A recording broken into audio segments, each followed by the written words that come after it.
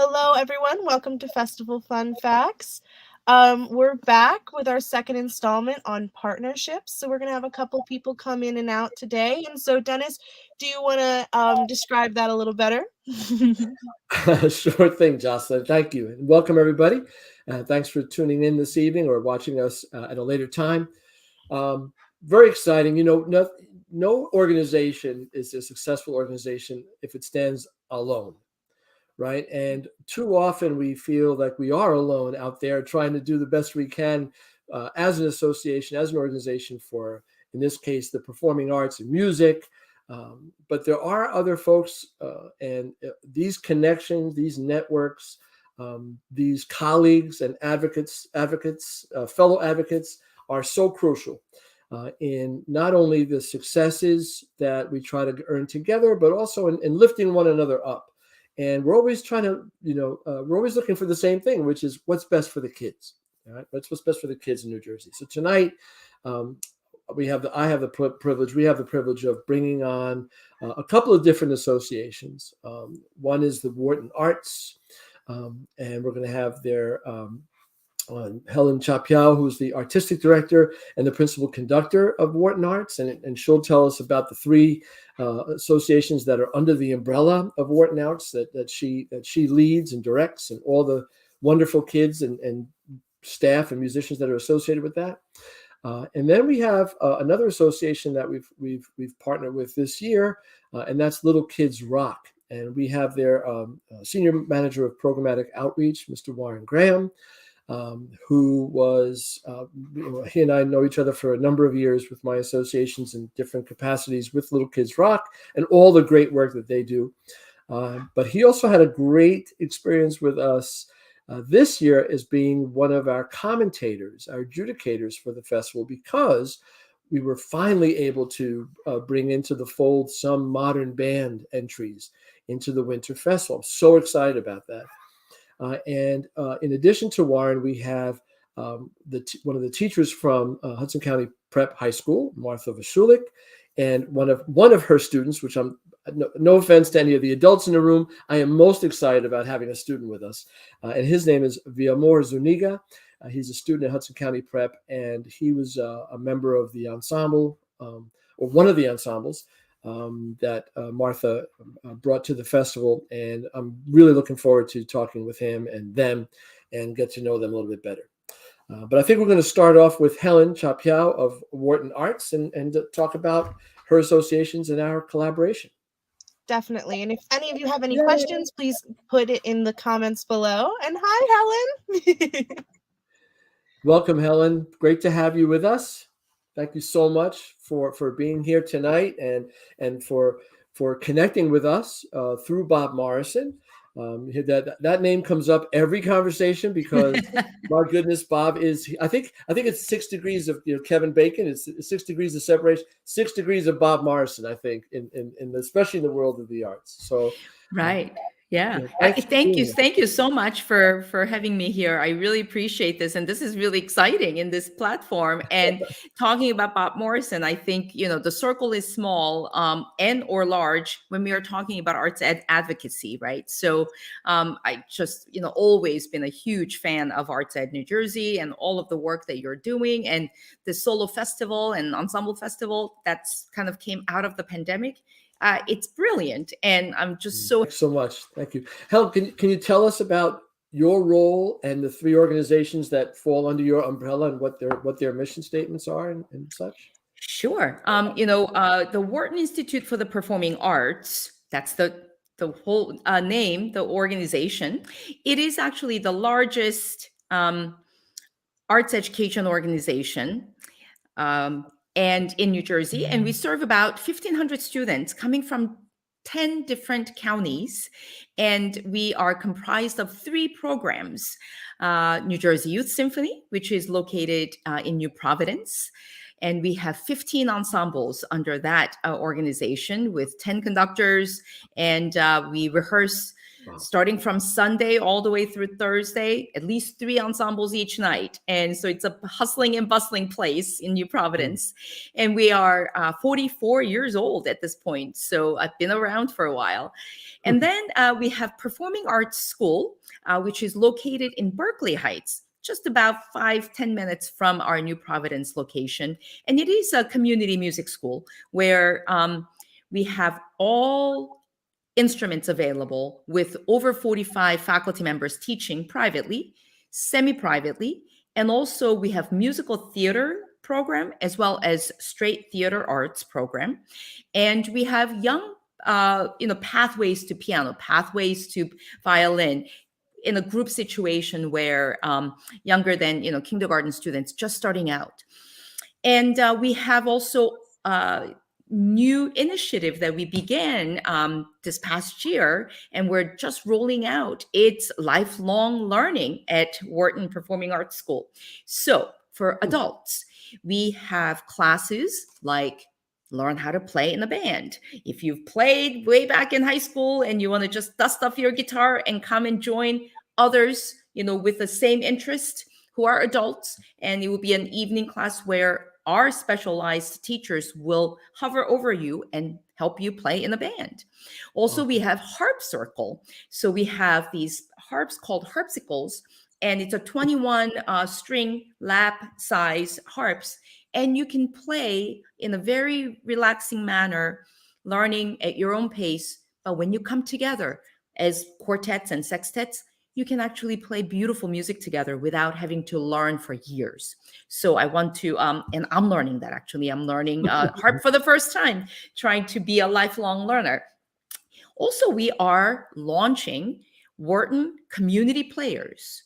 So this is a theater, straight theater, not musical theater.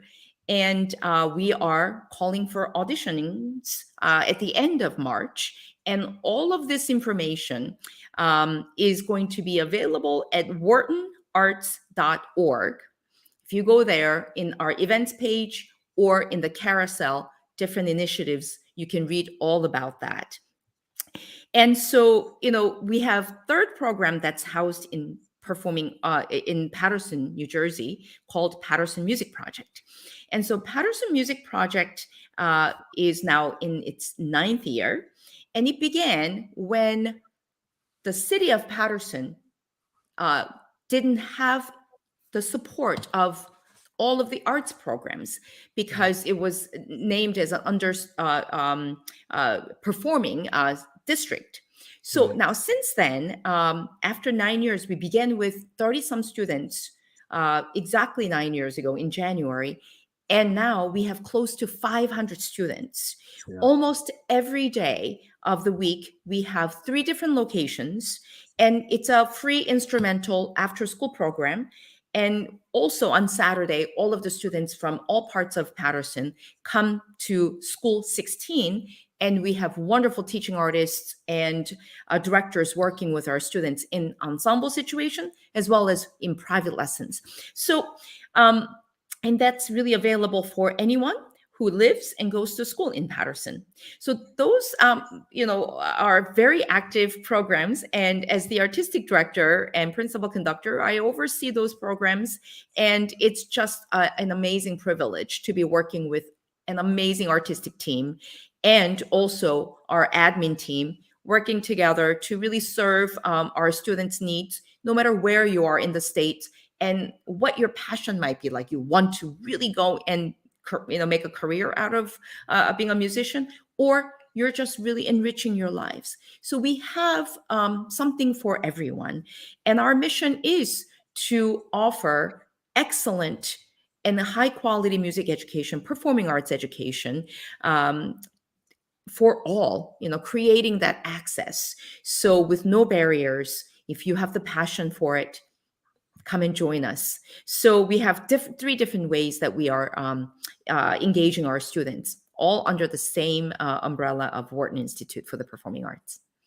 It's amazing. It's amazing. I had the privilege and the pleasure, I guess a couple of weeks ago now, right? Maybe 2 or 3 weeks ago, Helen and I hosted a Zoom session with some of her faculty members to share the message of what the New Jersey State Solo and Ensemble Festival was, and trying to bring the message about how to get her students involved in the festival. Sounds like a pretty natural progression for them. It sounds like there's a lot of solo and small ensemble music being studied. What a great opportunity for them to have another source of information and commentary. So we're hoping, to get, and I'm thrilled to hear about all the theater stuff, the music theater stuff, and now straight theater that's going to be going on there, because this is a way we can collaborate, where I can bring the message of Wharton Arts to the students that do enroll and register to perform musical theater, and say, hey, if you're interested in another outlet, another venue to ply your craft, here's the Wharton Arts to check out. Absolutely. And I'm dying for all those Paterson Music Project kids to have an opportunity to perform in our festival, because what a great opportunity it would be for these young musicians to focus on the solo, even if it's out of a method book, a minute piece, just to be able to get that experience to play for, somebody like a Dion Tucker, one of your staff members, right? Or the former Julius Tolentino, or somebody like that, and get feedback beyond the scope of their classroom experience. I think would be valuable. What do you think, Helen? Yeah, absolutely. And internally, we do have juries each year. So Performing Arts School, they have to prepare for a jury, and that's an optional thing. For Paterson Music Project students, we try to have 100% participation and getting kids ready for internal juries. So as they are doing that, they have to play a solo. And so this solo, festival really lines up really well with the requirements, so that they can get twice kind of a chance to perform, and in this case learning how to record, which we've done a lot, but it's something else when you are presenting yourself in a performance way, and that our students are going to be really lucky to get wonderful comments back and use that for the next stepping stone and setting goals. So I think it's a really win-win situation. And same thing for our performing arts students and our New Jersey Youth Symphony students. We have close to 1,500 students all learning some sort of an instrument or singing, or, so I really love the idea of, us working together to give our students that gentle, positive push, right? Sure. To say, Right. hey, you should try for this, because once you set a goal to learning a solo piece and getting it to a level where you can really feel comfortable to present it, that growth alone is just so important for our young musicians. So I'm all for this. Yeah. Wonderful. And as we mentioned with your faculty on our Zoom, is that ratings, the comments only option for students, where they can, let's perform and just get commentary from another teacher, not even worry about ratings, not even worry about a score, because I'm not trying to compete. I'm trying to grow as a young musician. I think that's another great option as well. Yeah, right? Every student is different. Some of them, that extrinsic kind of, a push, that's like a, prize. Like I really want to get the highest rating that I can today, it will motivate them. For some people, it's a little bit of a kind of a scary thing for them. So I love the fact that you have that option, because, that's really like I've heard you say, Dennis, we want to say, yes, you can do this, right? Rather than saying, no, these are our rules, therefore, no, try it next year.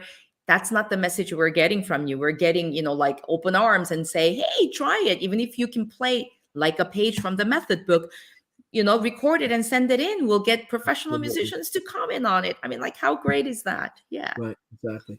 Something that's so beautiful about both of your organizations and both of these multitudinous number of opportunities for students is that they're so diverse and they're so open for everyone's personal needs. And so you both focused on that catering, and so that creates a very open atmosphere for students to at any level come in and be like, here's what I am, here's what I can do right now, what's going on, and then getting this professional advice, just like you said, Helen. It's really, really valuable. Yeah. And it's a really supportive environment, encouraging. And this is kind of the positive aspect of making music, rather than being judicated, you know. So, Exactly. It's very Exactly. adaptive and very positive, and I think it's more of what we need in arts yes, education and just any education in general. I couldn't agree with you more. Yeah. And I'm gonna remove another obstacle to get toward yes. You know, again, with what are we without partners and support? The Grunin Foundation, Mhm. who's a member of the Arts Ed New Jersey, has graciously given us scholarship availabilities to any student and all students Mhm. who are in need and deserving. And all that's needed is the director's Mhm. request, nothing That's more. great. So That's really no great. student will be turned away for not being able to afford the $20 registration fee for a solo Right. or $10 registration fee for an ensemble. No Mhm. student. So I think that's just another obstacle removed. Let's get it done. Absolutely. And creating that access for all, right? Yeah. You just, that's really wonderful. And with the pandemic, yeah, we're all in a very unique situation. So Yeah. something like this is a, wonderful positive message, especially for the parents, they want to Yep. be supportive of the kids. And yeah, this is great. Thank Exactly. you so much for doing that. And, if I may, we have lots of virtual events coming up that we're Yes, hosting. So please. if I can, the month of March, right? Music in school, music Yay. everywhere. It should be like that every month, but we designated March. That's But a different stream. That's a different stream. But we're going to get there. so again, all of this information is available on whartonarts.org, or if you want to go to njys.org. I mean, those are interchangeable. So Harlem Quartet, who's a resident quartet at Montclair State University, is going to come and do a master class with our string players at New Jersey Youth Symphony next Tuesday, 7 p.m., right? That's in person. So if you want to, there's a registration that you can fill out and come and join us. The next three things are virtual. So Friday, March 18th at 4:30, how to improve your sight reading skills workshop by one of our directors, Brian Rotero. And he has a wonderful, wonderful presentation. And we're going to actually go into breakout rooms on Zoom and practice, different levels of sight reading. And we're going to put it up and then sight read, take it away, next sample. So it's going to be, bring your instrument and your computer and be ready to sight read. And then Wednesday, March 23rd, we are collaborating with New Jersey Festival Orchestra.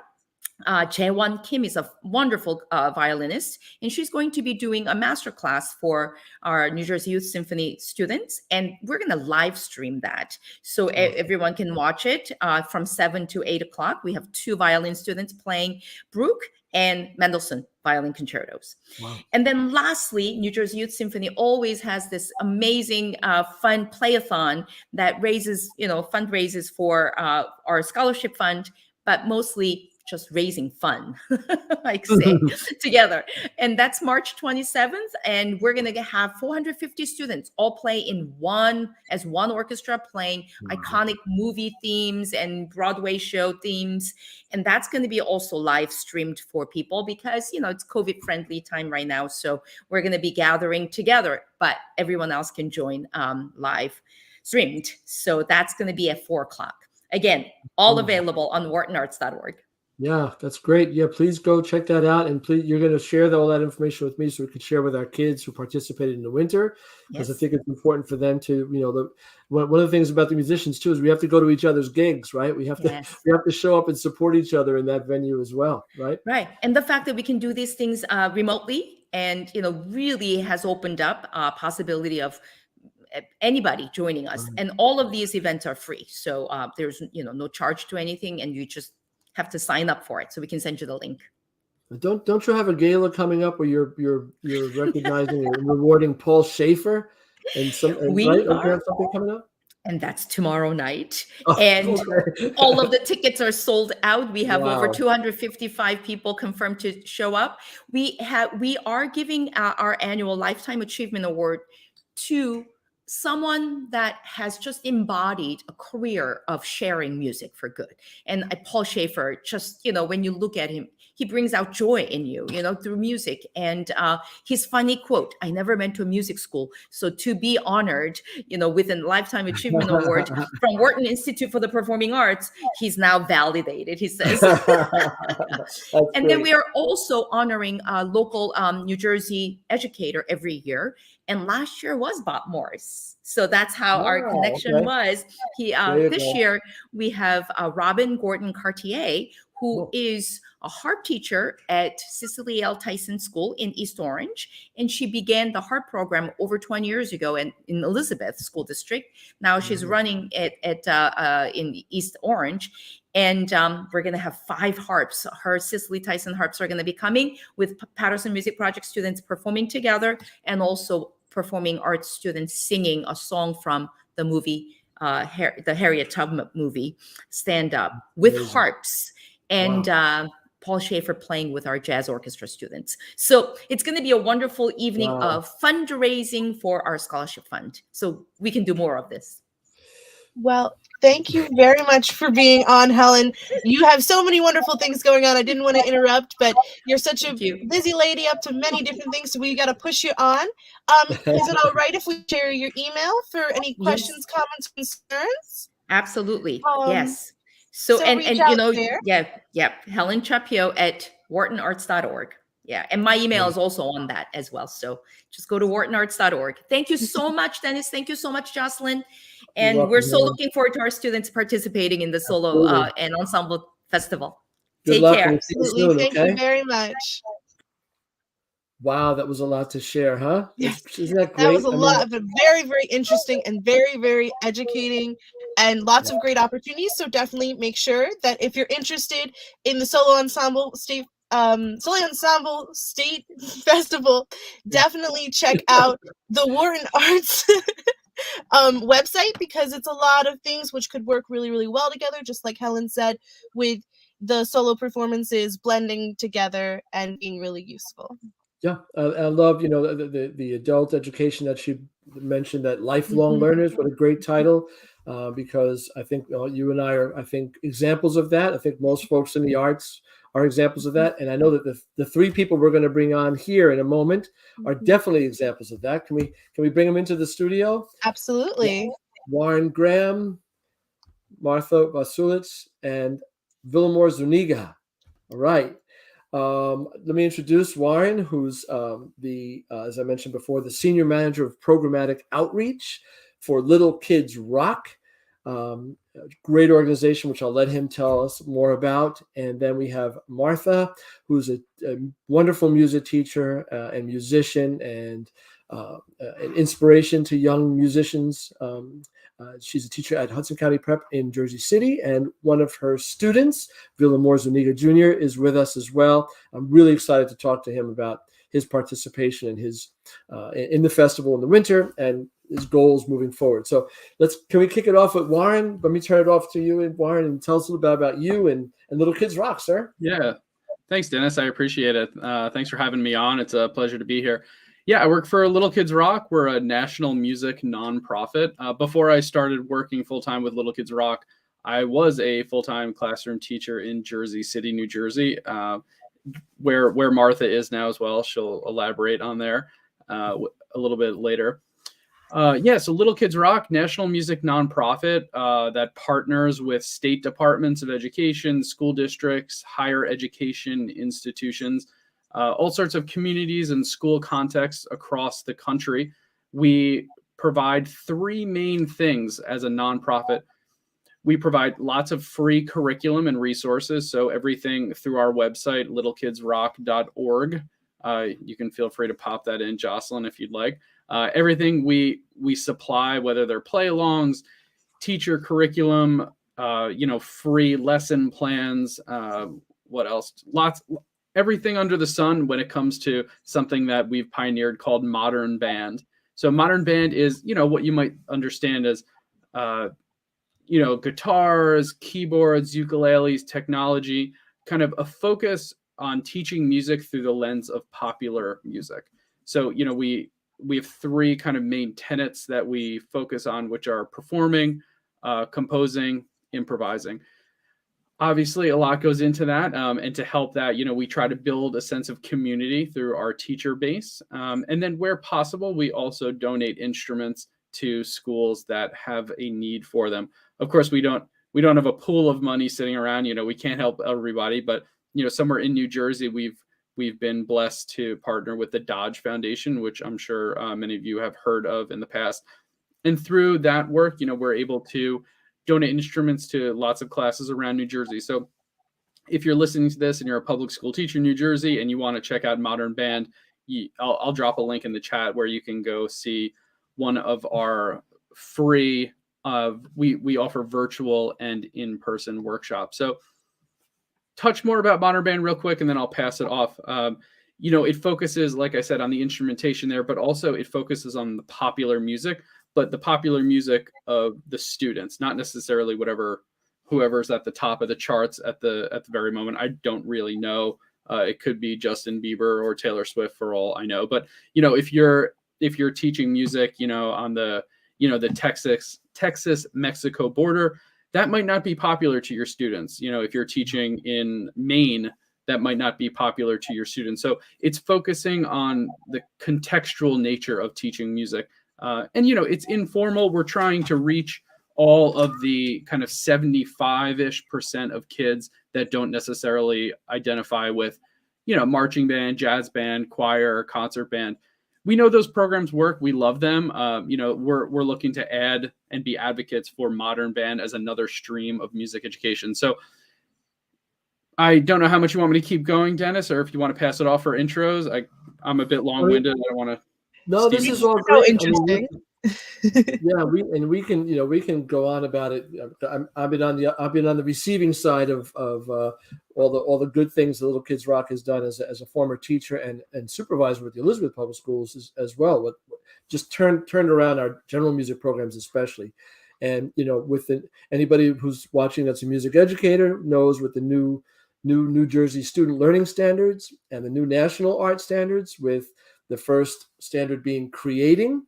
Little Kids Rock this is their wheelhouse too. So just amazing. But yeah, I think let us pass it on, because we want to kind of show the proof in the pudding here too. It's not just talking.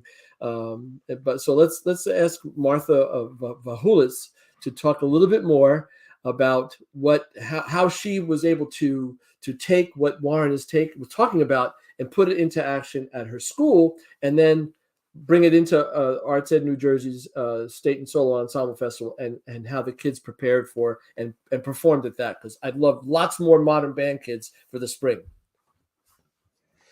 Absolutely. What a segue. Oh my gosh. Hello, everybody. As Dennis beautifully pronounced, my name is Martha Wachulec, and I am one of the lucky instrumental and vocal teachers at County Prep High School in Jersey City. You may not recognize the name because we're not a part of the Jersey City public school system. We're actually in the Hudson County Schools of Technology district. So we work a little differently in that our high school offers majors to grades 9 through 12. And these majors actually prepare students in a career and technical sense, in that students receive hands-on training from people within the industry, be it medical science, photography, culinary, or in our case, music and audio technology. So students receive hands-on instruction. They use Pro Tools and get their certification throughout their 4 years in the program. But one of the crowning jewels, I would say, of our program would be our focus on Modern Band. You're going to use Pro Tools to produce hip hop tracks and rock tracks. I mean, you could use it for classical, I'm sure, but based on our demographic, based on our needs as a school, based on our goal to prepare students for today's music industry, we are very much centered within a Modern Band culture. So it's just so wonderful to see Warren here. Villamor will tell you himself, some of the very first lessons I give are with the Little Kids Rock drum patterns. We jump on the drum kit and we get the boots and cats. We get the absolutely body percussion. That's where am I right, Villamor, or am I making this up? He nods his head. Yes, I'm not making it up. So it's just so wonderful to be here and to speak about this fantastic festival. as an educator within an urban school district, I cannot say enough about this festival and just how accessible it is and just how easy it is to get started and how to get your students performing and receiving quality adjudication and support. So I can't say enough about it. So I'm ready to rant about anything. So what should I focus on specifically? Well, I think let's see how this partnership came together. I mean, you and I know each other from Montclair State University, and I worked together there. You obviously know Warren with Little Kids Rock, and then you get this gig at Hudson County Prep in Jersey City, and your worlds collide, right? And then you have this opportunity through the festival to give the kids, because again, I'm a proponent for modern band and jazz for the reason that they're mostly American music, and as much as I grew up on concert band and symphonic music, I think we should celebrate and teach our kids our music first, and then go theirs. But I don't want to get it. So that's another stream as well.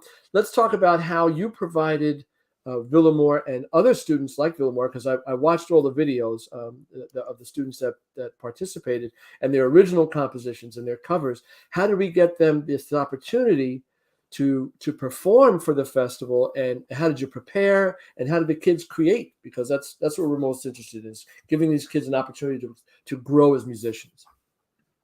Absolutely. And we'll have to have the discussion about whose music comes first, the kids or ours, Okay. a different time. So yes, so how did this come to be? Well, our program offered 2 ensembles. We were listed as miscellaneous ensembles within the registration for the festival, but these were really modern band groups. They were bands. So we had, your drum set, your keyboard, bass guitar, electric guitar, and background vocals, lead vocals, and rap even. We had a very cool hip hop, funk R&B song that Villamore actually played on, which he'll tell you more about. And so the students that participated were actually a part of an after-school credited course that we have. I would be amiss if I didn't give credit to my colleagues. If I could I'm going to share the screen. They're not here today, but they're very much here in spirit and rooting for us. So I'm going to share the screen. Got to give credit to the people who make it happen, So here we go. Here is our staff photo. I'm actually photoshopped because this picture was taken before I was hired. Don't worry about it.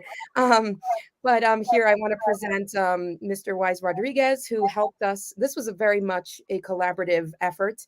Mr. Wise Rodriguez was our camera person. He has a lot of AV experience, so he was the one getting everything set up to give us the highest quality video recording. My wonderful coworker, Mr. Kyle Matthews, who teaches instrumental music alongside me, and Mr. Wilkes Figuereo, who teaches music and audio production. So this was very much it takes a village kind of initiative. And so the gentlemen here, Mr. Matthews and Mr. Figuereo, they're really they started this after school course, but as Villamore will tell you, I'm there alongside them, getting things together, getting groups together. And the way the course works, I'm going to stop my screen there. I hope it stopped. I think it did. Yep, you're good. Okay. The way that the course works is it's actually available not just to students who sign up for the music and audio tech major, but early in September, we were out with flyers announcing anyone who wants to come with any musical experience, come on over to this twice a week after school course, 3 to 5:30, Mondays and Wednesdays, come and jam with us. And we, set up this class sort of in the form of a garage band where you just come on in, grab an instrument, start playing, start noodling, and one by one, Mr. Matthews, Mr. Figuereo, and myself would go from group to group and provide one-on-one, one and group instruction as to how we can make the students' original songs sound the way that they want them to sound. So is that answering your question? Yeah, absolutely. So let's get to Villamore. Yes, please. Right. And so when your teacher comes to you with this festival and this, and I guess, you get back to your team too, Martha, it's a great opportunity because the festival is virtual and it is recorded. It's another dimension of skill sets that we're working with our kids on how to be this, use discretion on, okay, is that my best take? Is this my best run?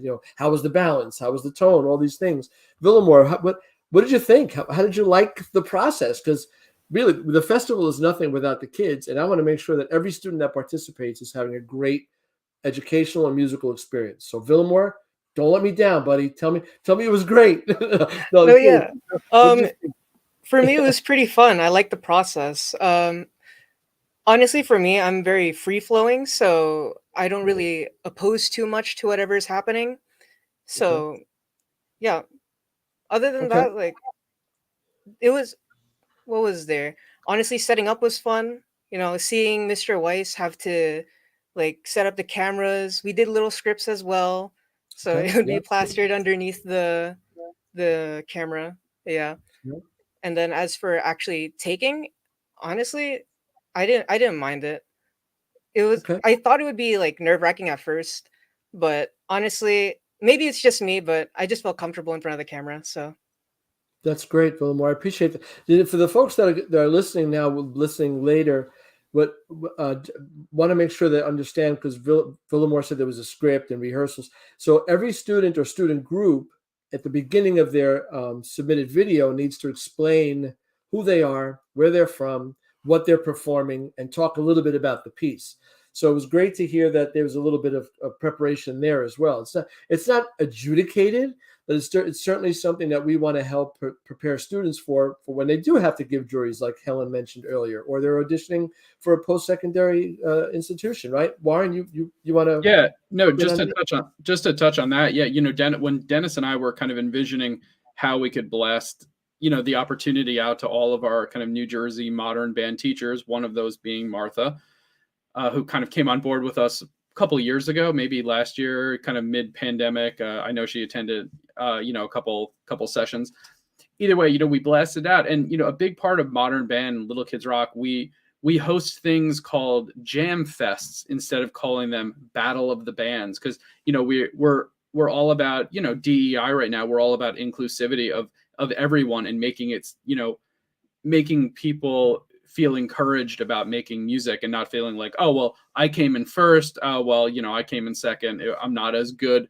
So the idea of limiting this experience for the people who submitted videos to just commentary was a conscious effort, between, Dennis and I talking about it, where we didn't want people to feel like, oh, they were just getting ranked, because, there could be some negativity there. And, especially if there's nothing to compare it against, students might feel a bit discouraged. And I loved it, like, being able to speak frankly about, all the original songs that were performed. It was amazing. And, giving feedback was, I thought maybe not as helpful, but Martha, I ran into her at the NJMEA festival or conference, a couple of weeks ago, and she was like, oh my gosh, it was so helpful. So I felt like totally floored that, something I said was, being relayed to the students and, came in handy. That's great. That's great. Good, Martha. If I may speak more to that. Now, of course, Villamor, he's very good with the flow, and anything I throw at him, he's ready to catch, which is one of the reasons why he's presenting here. I mean, look at his setup. He's got the gamer chair, he's got the mic, he's just ready to roll. That being said, for the other students, it was a different process, I would say. When I even first mentioned the festival, and you can correct me if I'm wrong, Villamor, but I got a sense that the students were a bit apprehensive. Once they heard that it was virtual while it was in front of a camera, there was a, oh gosh, what is Ms. W making us do? Am I right, Bill? Yeah, definitely. Yes. So there was very much this sense of, oh my gosh, I'm going to be judged. I'm going to be critiqued. And I had to multiple times explain, guys, bear with me. Okay. And I explained the philosophy behind the festival, which I really appreciate, the idea to improve musicianship, right? And not so much to critique or to put to some sort of standard, but to elevate. And so the students were apprehensive through and through. I think up until we had the camera out, I mean, then the nerves were pretty high too. You would think after a whole year of pandemic learning at a camera, they would know, feel more comfortable. But then again, it is all nerve-wracking. And it was being recorded, right? Yes, right? Yeah. Exactly. That's the worst part. And so that was all very nerve-wracking. I tried my very hardest to let the kids know it's, not nothing to worry about, but you could tell they really cared and they were very invested in representing their original songs and themselves in the best light possible. But I can honestly speak from my own observations. The comments that Warren left, which by the way I have open on a tab if you want to see a little bit of it, but they were formulated so clearly and in such a good light, in that the students received a lot of feedback on what they did well and then things to improve upon. And of course, we know I work in a high school. Villamore can attest. Teenagers are some of the harshest critics, not of others, but of themselves most of the time. So a lot of the things I was telling the students, telling them that their song was interesting, that they were putting in interesting harmonies, that their individual parts were fascinating. If your teacher says it to you, they see me every day. My opinion only goes so far. But if an adjudicator, a professional who's devoted his life to modern band music. No, you laugh, but it's serious, right? No, I'm watching Mr. Gramm straighten the tie he's not wearing. Yes, very formal. Yeah. But to have that second opinion, that outsider's opinion, right? Sure. So it's not just Mr. Gramm being nice, right? Because Ms. Wachulec is nice some of the time. She'll say this and that or the other. But if you actually have an outside person saying the same things and agreeing with the teacher, it builds a trust between the teacher and the student. It builds a trust within the student, within themselves, to think, oh, right, I do think I did sound good. And Mr. Gramm pointed that out. So I personally see a ginormous exponential boost of confidence within that ensemble, within those classes. The kids are more excited to get more work out. They are so much more energized to prepare for our upcoming concert next month. So I honestly credit the virtual festival and Warren's comments for really improving the general culture and the atmosphere in our after school club. Well, that's great. I'm It's so hoping. cool. Thank you. Good one. Good one. Oh, I was just going to say thank you. And for Villamore and for all of your friends who were participating.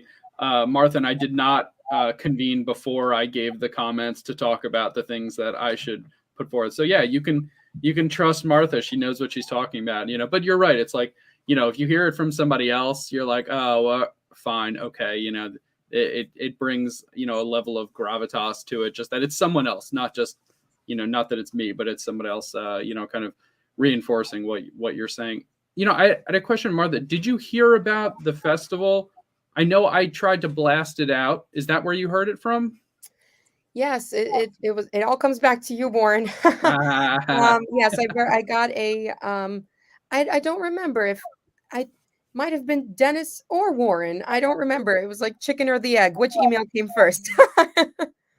Well, I think you probably heard from Warren first, because he and I had a conversation about trying to get. I shared our one page with him to share with his educators and they with their staff and kids, and then you may have contacted me and I followed up as to reciprocate that exchange. But either way, and this is why it's important to know one another's organizations, right? Because there's kids out there that would benefit from participating in this kind of an opportunity. Songwriters. We had a young kid. One of my proudest moments so far in the 2 years of this festival is we had a middle school kid from Passaic Public Schools who composed a piece for string orchestra.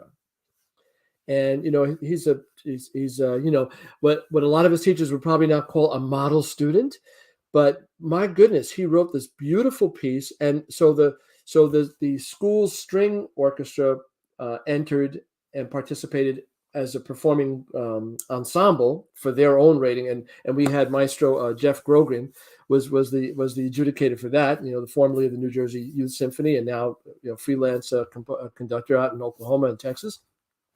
But I also I had the student. I got an adjudicator named Key Poulon, who's a composer and arranger from the West Coast, and he listened to the student's work and took a copy of the score and gave the student feedback on their writing.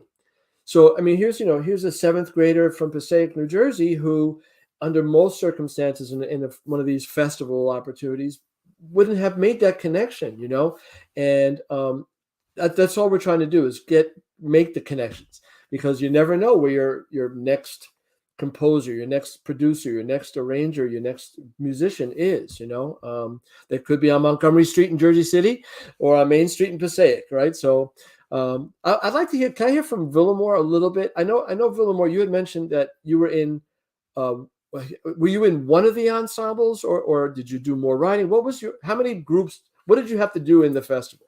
What was your role, buddy? I was in only one of the groups, and I was the drummer. Okay. So, yeah. But did you do any writing? Is that what Ms. Pahulitz said? Writing? Or So no? every group is different and how they interact with each other. From my experience with my group, I kind of just went along with whatever, because I don't really take leadership unless needed to. Okay. So Okay. yeah, if they want, most of the time they would ask for whatever I want, or like if this sound good, if I want to do this or that, and Gotcha. that's usually how it went. And then sometimes we would have another person come in, and he was actually an alumni. Okay. So he helped us with our group, our song as well, and he taught me a few things, and he'd tell me you could do this, vary it up, this, Who that, was and the it? third. So it was what was his last name? Matthew Vera, Vera. an Yeah. alumni of ours. We often like to have alumni come back, and this Absolutely. happens to be a former student who's now pursuing music. So we very much encourage the peer-to-peer experience. Very often we'll have drummers switch parts on a song so that they both learn it. They'll teach it to each other. So although, Mr. Matthews, Mr. Figueroa, and myself are the teachers there, I like to say it's really a workshop. It's very much a musical laboratory that we've created, where the students are more so learning from each other and experimenting with one another. And we really try to facilitate this kind of environment and step in when the writer's block happens, or when the run through sounds the same for the 3rd time through. That's when we try to sprinkle in a little bit. Cool. Jocelyn? It feels like all of these organizations that we've been talking to, you have taken the idea of the makerspace. You guys remember when that came in and everyone was like, oh my gosh, makerspace, that's amazing. Mm-hmm. You guys have taken that and made it into a whole other thing. You've made it a whole other level where not only have you personalized it to the students, you've made it in every facet. So makerspace typically implies a hands-on art, like visual art, while this is musical art. So not only does it lend to that for students as well, but then it also incorporates the adjudication, which adds a structure to the creativity, which as creative people, we all may know that we need a little bit of structure in our lives. And so adding that structure makes it not only gives us stepping stones to walk on to get to the next step of where we're going in life and where we're going with our art, but also gives us the opportunity to reflect and gives us the opportunity to decide what's going to happen next. Because if we don't know where we're going to stop or where we're going to pause to take a look at it, then we'll never take a look at it and we'll just keep going. And so all these organizations that we've talked to, one which we're talking from, which is the New Jersey Solo Ensemble Festival, we do that, and then Little Kids Rock does that, and so does Wharton, and it's just so great to see this. Yeah. Villamore, will you be participating in the spring? What's your plans for that? What do you guys have in store? Do you want to not give it away? You want to be surprised?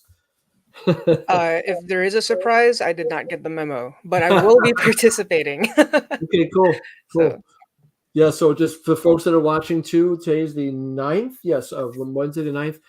Monday, the 14th, this next Monday is when registration opens. Okay, you can contact me directly. I think my information's on this, isn't it, Jocelyn? How to get my email address, et cetera, and so forth. We had an information session on this past Monday night, which you can contact me. I'll send you the Zoom link for if you'd like. On April 11th, we're having another Zoom, which we will give you some directions on how to prepare your recordings, what some of the limitations are, and best practices and stuff for that. Let's get back to Little Kids Rock and County Prep.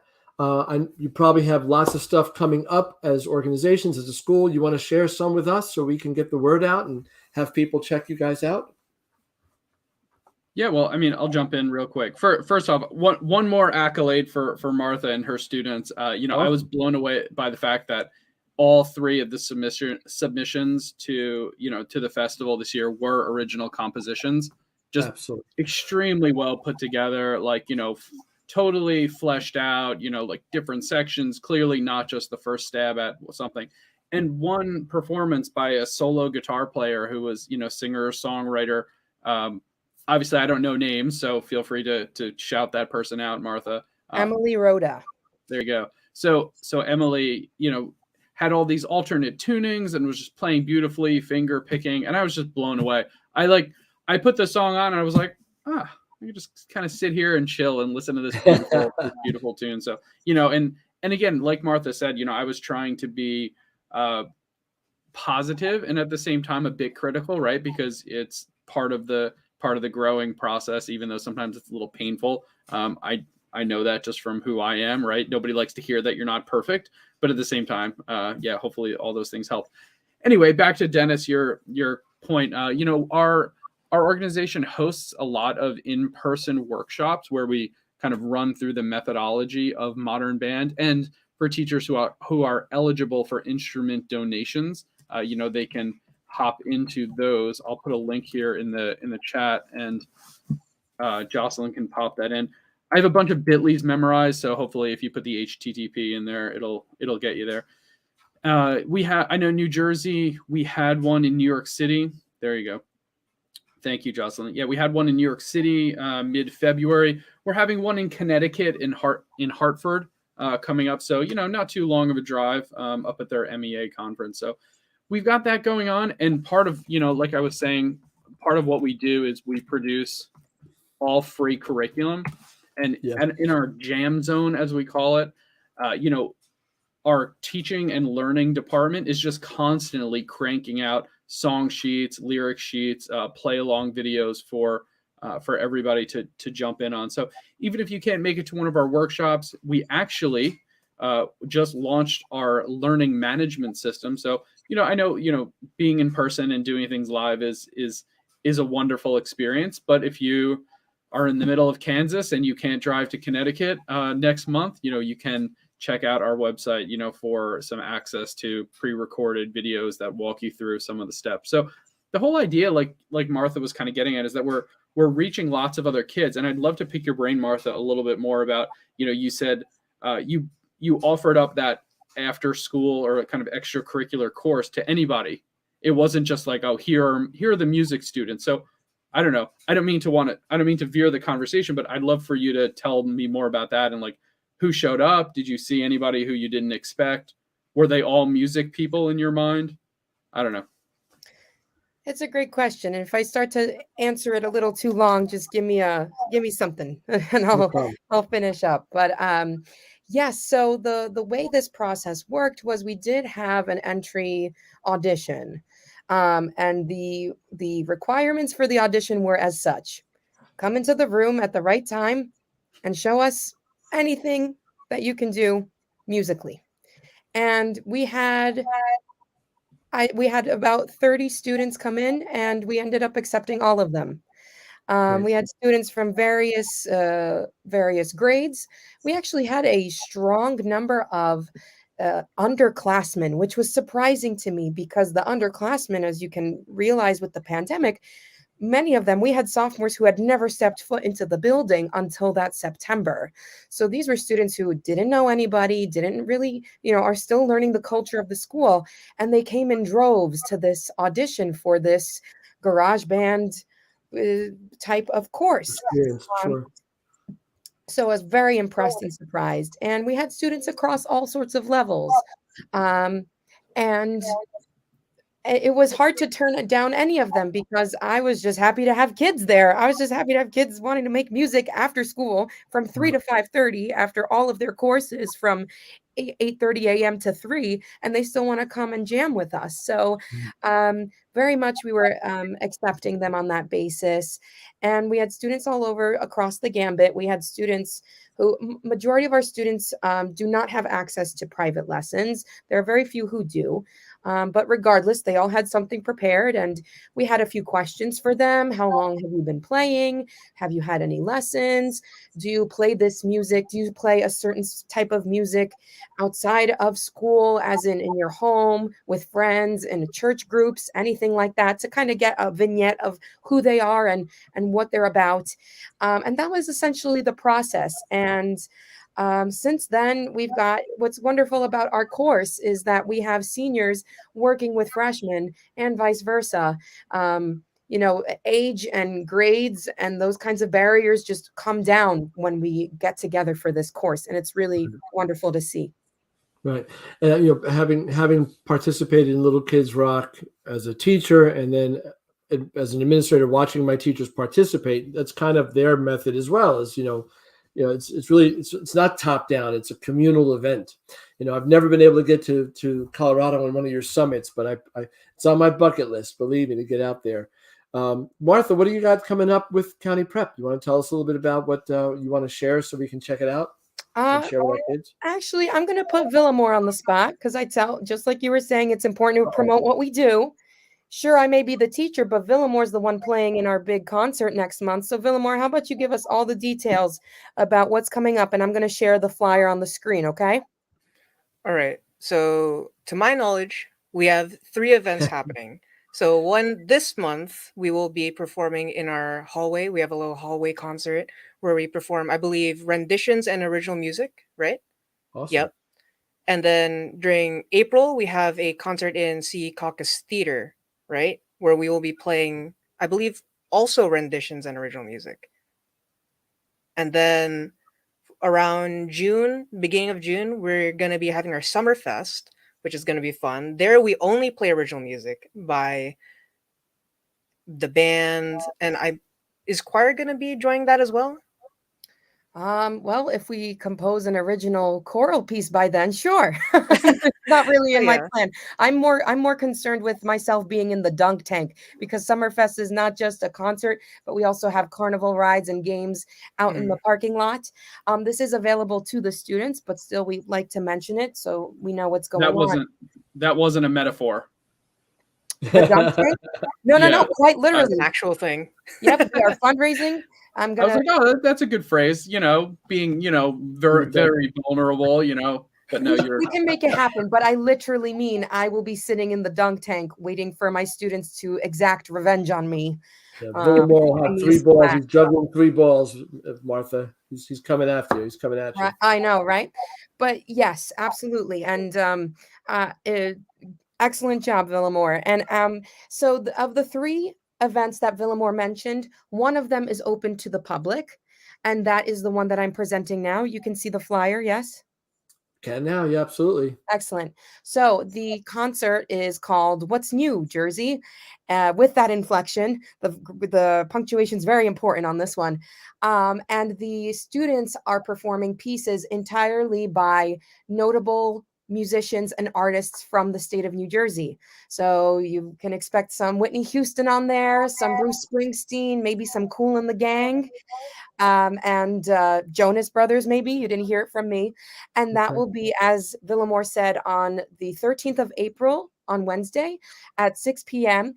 And everyone is welcome. And we would love to have everyone come in and join for our very first public open performance since the pandemic. So we have a tickets are going on sale next week. So you can keep an eye out on our website, hcstonline.org, specifically under the County Prep tab. That's where you can purchase tickets online and donate if you so wish. And we just invite everyone to celebrate this, to share in this celebration of local music from our very own state. And we will also be having original songs performed at that event as well. So very, very exciting things happening. That's awesome. Since registration for the festival finishes the day before that, the 15th, and student videos are going to start to be submitted on May 1st, then anything you record on April 16th, if the kids want to submit that as a performance for the festival, they can. All they have to do is shoot an introductory piece that you can edit onto the front of that, and they can, anything that's done, you can, because I know some of your kids, and we're running out of time here, but I know that we work together, again, going back to our conversation with Helen, Jocelyn, before, some of the students from your campus did take the opportunity to utilize the scholarship funds that were afforded through the Gramm Foundation. So again, we will not turn away anybody who, for financial reasons, are not going to be the reason you can't participate. Okay, we're going to work around it, and we're going to get you in. So it's a great opportunity to do that. I'm going to go back and circle back to what Warren was mentioning earlier about being a commentator / adjudicator, making sure that you accredit and evaluate and build up, but also point out some areas that students can work on. And that leads me to Jocelyn, next week's Festival Fun Facts, right? We're going to have a couple of our adjudicators on to talk just about that, to talk about their experiences, the experience that they bring to the festival. And we're going to have at least 3 adjudicators, Mr. Wayne Dillon, who's formerly a New Jersey music educator, now living in Florida, retired and doing a lot of consultation work down there. And he's a great jazz artist and teacher, and does a lot of adjudicating for Bands of America and Winter Guard International, Drum Corps International. Another young lady named Dr. Anna Kaiserman, who's a concert pianist and a teacher at William Paterson University, Rutgers University, and Raritan Valley Community College, concert pianist from Russia, who will be with us. And another adjudicator, Dr. Deborah Confredo, who is a teacher at Temple University. And you guys mentioned being at the NJMEA conference last week. Dr. Confredo is the newly elected president-elect of the National Association for Music Educators. So we're really thrilled to have one of our adjudicators be the president of the association, for goodness sake. Might be 1 or 2 more guests I'm still waiting on, but I want to get a good cross-section of what it's like to be a judge for these kids in our festival. So Warren, Martha, Villamore, I want to thank you so much for being with us tonight. We're going to say goodnight to you guys while we wrap up. And I'm looking forward to seeing you, Villamore. And let's see if we can get some more modern band kids in the festival. And maybe I can get out to Sea Caucus to check you guys out on the 16th of April. That'd be awesome. The 13th of April, Wednesday. Oh, I'm sorry. I thought there was 16th. Okay, they'll give me that flyer, so make sure I get it right. I'll take that flyer as well. Excellent. Thank you for having us. This was wonderful. Good night, guys. Thank you. Thanks. Good night. Jocelyn, what a great night, huh? Yes, definitely. Lots of very interesting people. I'm going to run through all the links that we just talked about. So let's do this. So we're going to start with Helen. So this is her email to reach out to her. And then this is the website that she is related to. And so you can go there and find her email on the website. Awesome. And then we'll go straight to Warren's email. So this is Warren's email, and then here is the 2 links that he shared. Well, he shared 3, but they're connected. So here's the Jam Zone of Little Kids Rock, and then this one is the application, and then here is the head of all of it. This is their website, so go there. I'm sure you can find all these other ones on there. And then we're gonna go over to Martha's, and just pay attention to the J, not the M. Just when you're typing it in, don't assume that it's Jacqueline, not Martha. She goes by Martha, but her first name's Jacqueline, J. Yes. So. And so pay attention to that, definitely. And then they have their website there. And then definitely try to tune in and go to the performance and the event on April 13th at 7 p.m. Super exciting. I'm going to see if I can be there with an Arts at NJ table. That would be super great. Oh, amazing. And so that's everything for us tonight. Definitely check out the Student Voices that was recently moved. It was going to be on the 7th, but then life is complicated, so we moved to the 15th. If you guys are interested to be on there, you can still sign up to be on there, just like you can still sign up to do the Arts Educator Roundtable, which is going to be on the 23rd. And then April 11th, definitely tune in to what we're going to talk about on the 30th, right? So it's submissions. Yes. Yeah, it'll be an extension of that conversation. Yep. Yes, definitely. So we're going to touch on it then, but they're going to go more in depth and be very specific about it. And so that's coming up for us, and then coming up in general. And so then also take a look at the next 3 weeks of Festival Fun Facts. So there's going to be two I'm blanking installments. There we go. 2 installments of this series. So it'll be next week on the 16th. We have one about judging, which we were just talking about. Lots of very interesting people on there, just like we had lots of very interesting people on tonight. And then we're going to skip the week so we can do the Arts Educator Roundtable. You can still sign up. And then we're going to do the 30th, which is the last Festival Fun Facts of this year. But it's okay, because we're going to talk about submissions, and we're going to talk about all those little details and kind of wrap up everything that we've been talking about. So that's everything. And I hope everyone has a wonderful night. Dennis, do you want to check in on anything before we close up? No, I'm just, I always learn more than I come in with these conversations with our guests, and in this case, all these great partners and teachers and students, right? Mm-hmm. I'm looking forward to seeing Villamor and his colleagues in not only in the festival, but in their performances. And I hope anybody who's watching, especially the kids and the parents, you can see how rewarding all these associations are, all these partnerships are, all these experiences are for the kids. And let's just keep giving them great musical educational experiences. I'm looking forward to the Spring Festival. Absolutely. Well, thank you very much, everyone who tuned in, everyone who was on, Helen, Warren, Villamor, and Martha. Thank you so much. And I hope everyone has a wonderful night and a very safe night. And we'll see you next week. Take care.